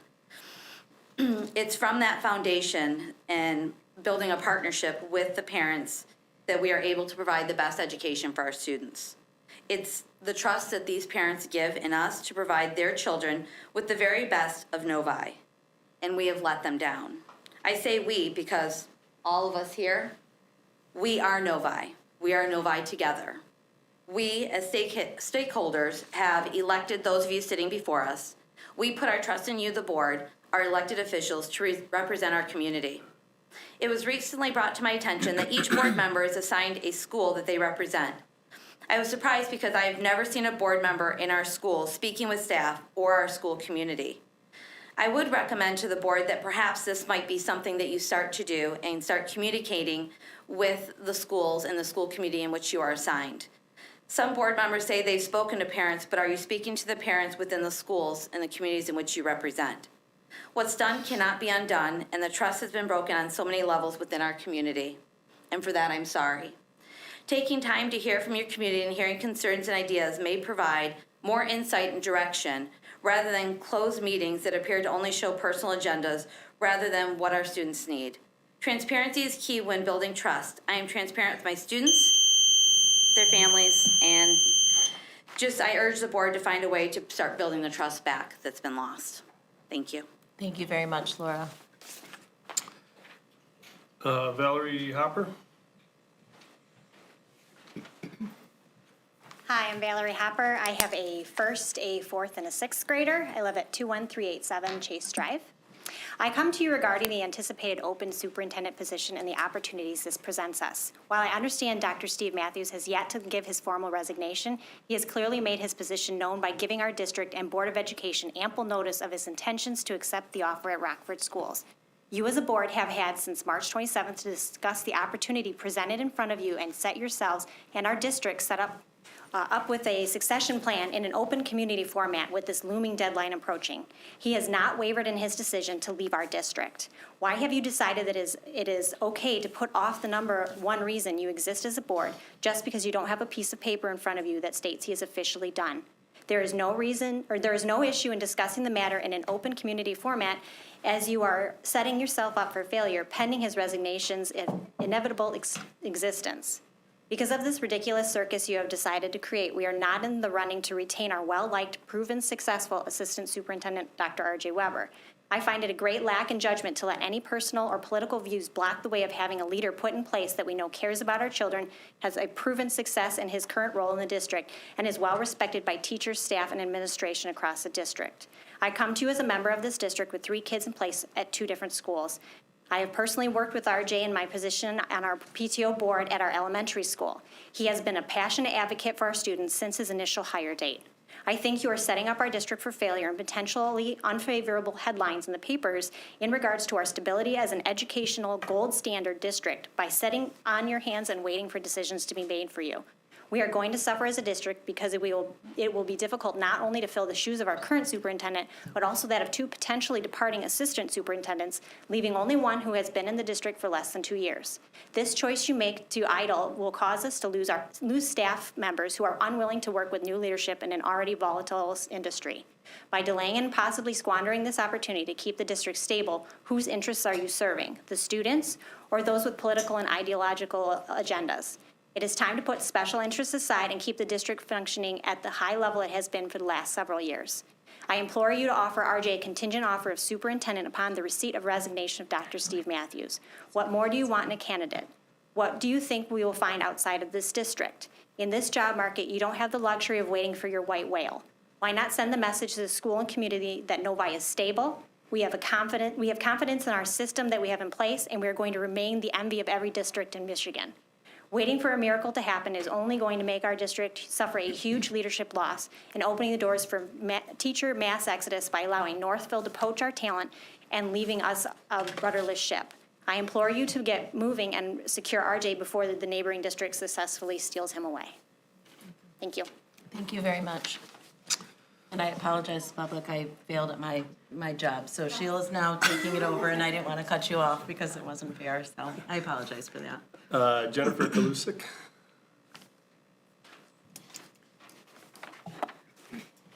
Good evening, Jen Kalusik, parent of 2 kids in the district. I have already sent a letter and spoken in previous... Jen, if you can just hold on, I'm sorry. Got it. Sorry. That's okay. See, it's not as easy as it looks. I think you just push start. There we go. Ready? Sure. Okay. Thank you. Jen Sorry. Kalusik, parent of 2 kids in the district. I have already sent a letter and spoken in previous public comment sessions about how dumbfounded I am that this board has sat on its hands for a month without holding a public meeting to discuss the next superintendent. As countless community members have reminded you, you are obligated to discuss these matters in open session in front of the public. When a motion was made to discuss the matter last week, the majority of the board shot it down, citing you were not prepared to discuss. I'll tell you that kind of excuse would not fly in most business settings, especially when there have been 4 weeks to get prepared. So I have let these issues marinate for a minute, especially since you have given us all time to sit back and wonder about what is truly motivating you. And I have come to the conclusion that I simply do not believe you. I don't believe that you were not prepared, and there are a number of us in this room and out in the community who do not believe you anymore. In case you are confused, we are not stupid as a community. We are very invested in this process. And we are quickly coming to the conclusion that you are untrustworthy and appear to be motivated by personal, or what is even more disgusting, political motives. In the last year alone, I've watched the board entertain the harsh criticism of our teachers from a very small minority of parents who seem to be echoing the political rhetoric taking fire in Florida, Virginia, and Texas. I've listened to comments, questions, and criticisms trying to uncover some ulterior motive in teaching a wide variety of historical events, social and emotional learning, and providing resources that reflect every family dynamic so that each student can see themselves in the materials presented at school. And we, the majority of the community who want our children to grow up well-adjusted and with the mindset that everybody matters, we are watching you. We are paying very close attention to the dynamic of what you say at the board meetings, who you choose to gavel, when you choose to question whether the rules allow certain community members to say or do certain things, and what is being said about you in the community. We have heard everything from a board member allegedly saying she was looking to get rid of Dr. Weber to board members attending meetings where our hardworking, dedicated teachers were booed and then did nothing to stand up in defense of the educators. And so I, along with others, are now wondering what is really motivating you when you question programs that teach history of other races and religions, programs that teach our kids about mindfulness and how to calm the anxiety that this world has thrust upon them. Are you truly looking out for the best interest of the kids, or are you using your elected positions as school board trustees to further a particular political agenda? I want you to put your politics aside so that we can remind all of our children that they belong, are seen, and bring value to the table, not just the white ones and not just the ones in a traditional family with one mom and one dad. I think you have purposely delayed discussing the matter with the community because you know that the overwhelming majority of the community and the teachers are in support of making Dr. Weber the next superintendent of this district, so he can continue not only the excellent accomplishments in the core curriculum subjects, but also the skills that allow our children to be kind, decent, loving, and trustworthy human beings. Thank you. Benita Thurman? Good evening. Anita Thurman, parent of 3 in the district. I am here to continue to express my disappointment in this conversation. We've talked about the imperative for transparency, and as a parent who believes in the rights of parents, it is disappointing to continue to see that nearly a month later than as we were notified, and you as board members actually knew well before a month when that was publicly known, that Dr. Matthews and Dr. Weber were in search processes, that it is only tonight that we are having a first of an open conversation about what choices were open to this school board. The idea to do a search is nowhere in your policy. It is a decision that was made somewhere and communicated without transparency. So now that we're here, let's talk about the urgency with which the potential search firm is talking about moving with. It's unfortunate that urgency was not adopted earlier for this conversation. Your own search firm has reiterated what others have said to you. There is more turnover of superintendents now than in their previous time. That same search firm has 5 open searches currently in the Michigan area. Not all of them are Novi, of course, but there are 5 other searches underway. Not one of those searches requires 2 open superintendent positions like we have here in Novi. Not one of those districts looks like ours in terms of diversity. We are unique. We are Novi. We are over 60% minority in our population, and we have grown tremendously so. I would expect a search firm that would actually have experience in finding candidates who know how to work for such a diverse environment. So if we're going to do a search, let's talk about doing it the right way. One that is rooted in community trust and transparency. As others have alluded, the trust in this board is wavering, if not faltering. Northville held not only one, but multiple efforts to get outreach in the community, and the community actually helped design the questions that were asked of the board. Student voice. We are a district that has prided ourselves on student voice. The idea of having just 25 random high school students when we have cultivated a culture of student voice and input is unacceptable. We are not interested in aspiring candidates. We had a candidate with 12 years proven experience. So I would highly recommend that this process prioritize and privilege candidates with experience.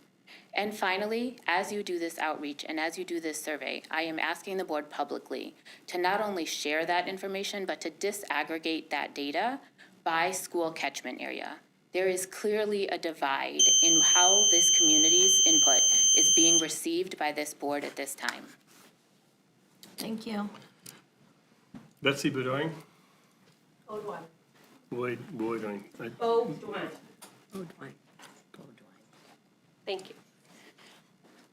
Good evening, everyone. Betsy Bodwine. I actually wasn't planning to speak, believe it or not, but I did want to take a quick moment here to just inform people who may be new to what's been going on here.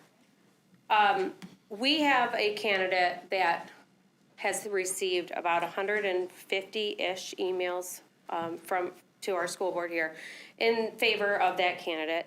It's been about 95% in favor of Dr. Weber as a candidate, from what I have been told. And for some reason, our district has decided to delay this search process until that candidate had received an offer from a neighboring district. There are a very minimal amount of trust with this board at this point, because for over 3 weeks, the school board has sat on this information that Dr. Matthews was leaving and that Dr. Weber was interviewing at a neighboring district, and waited until after that offer had been made to begin this very urgent search. So forgive us if, while we sit here and listen to the need for an expedited timeline, if we're frustrated.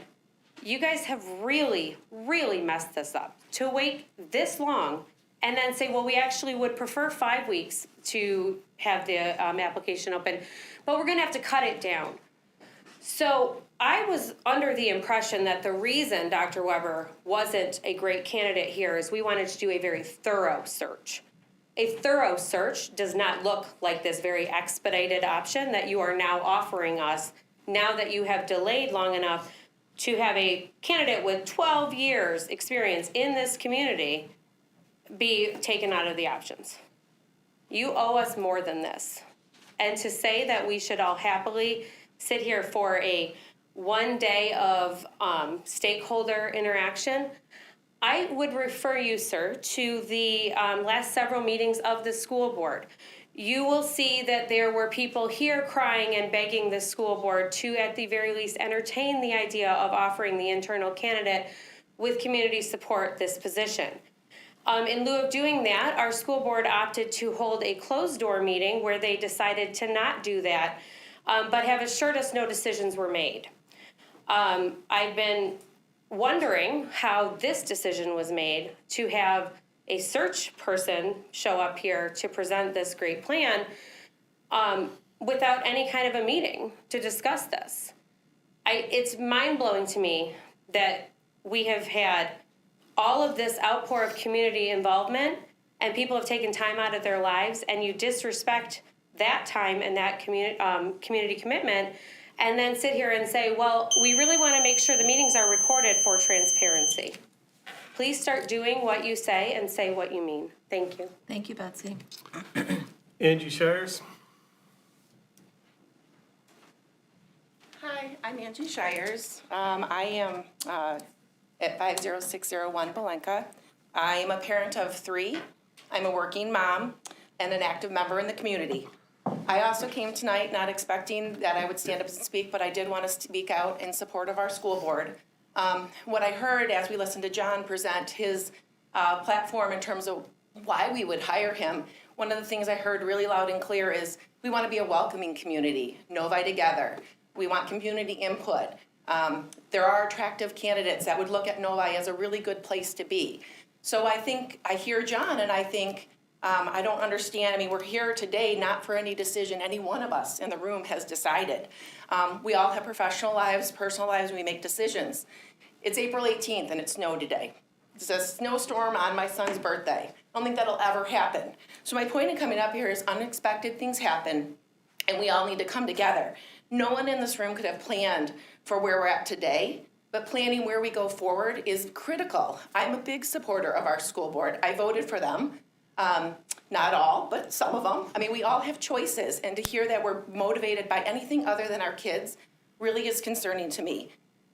I almost wore my Novi Together sweater. You know, but we still sell these. We're a community. We're welcoming. We're diverse. We're inclusive.